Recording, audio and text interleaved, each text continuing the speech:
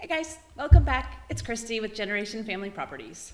Are you getting a tax return soon and aren't quite sure what to do with it? Investing your tax return wisely can lead to long-term financial gains. So don't buy a big screen TV, invest in your future.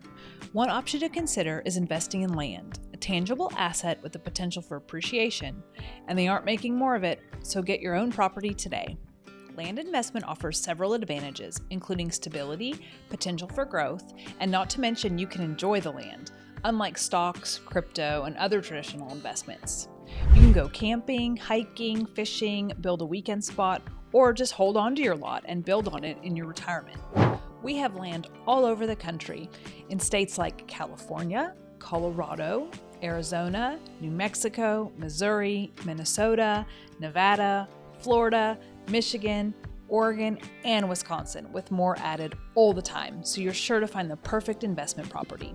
We offer owner financing on all of our lots, so if you have as little as $100 a month, we have a property for you.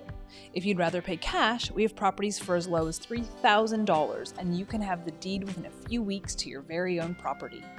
By investing your tax return in land, you can build wealth, diversify your portfolio, and achieve long-term financial security.